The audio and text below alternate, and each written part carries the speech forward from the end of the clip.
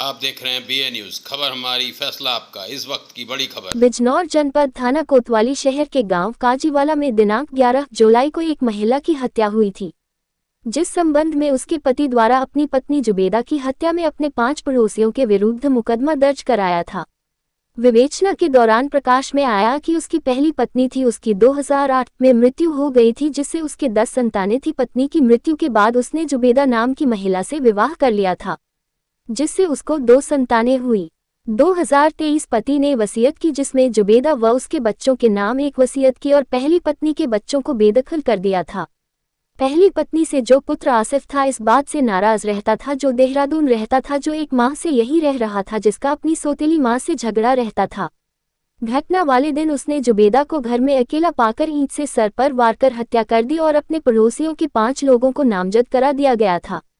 शक के आधार पर पुलिस ने जब सौतेले पुत्र आसिफ से पूछताछ की तो उसने स्वीकार किया कि सर पर ईंट से वार कर हत्या की थी और ईंट को भी पुलिस को बरामद कराया गया है और 5 लोगों के नामों को निरस्त किया गया है और अभियुक्त के विरुद्ध कार्रवाई कर जेल भेज दिया गया। 11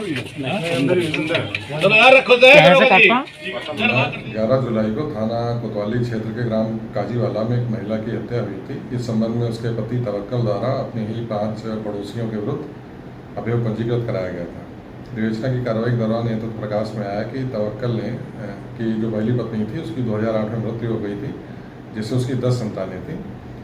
इसके बाद उसने जुबैदा नाम की महिला से पुनर्विवाह कर लिया था, जिससे उसकी 2 संतानें थीं।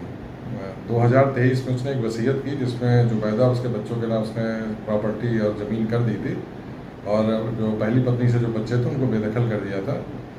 जो पहली पत्नी से पुत्र था आसिफ, वो इस बात से रुष्ट रहता था, देहरादून में रहता था, करीब 1 माह से यहीं रह रहा था। इसी बात को लेकर उसका जुबैदा से झगड़ा भी चलता रहता था। घटना वाले दिन उसने जुबैदा को घर में अकेला पाकर ईंट से सर पे प्रहार कर उसकी हत्या कर दी और पड़ोसी जो थे उनको 5 लोग उनको नामजद करा दिया गया था। पूछताछ पर अभियुक्त ने घटना का इकबाल किया है और जिस ईंट से उसने प्रहार करके हत्या की थी उस ईंट को भी बरामद किया गया है। जो 5 अभियुक्त नामजद किए गए थे उनकी नामजदगी गलत की जा रही है। अभियुक्त को गिरफ्तार किया जा रहा है, उसके विरुद्ध वैधानिक कार्रवाई की जा रही है।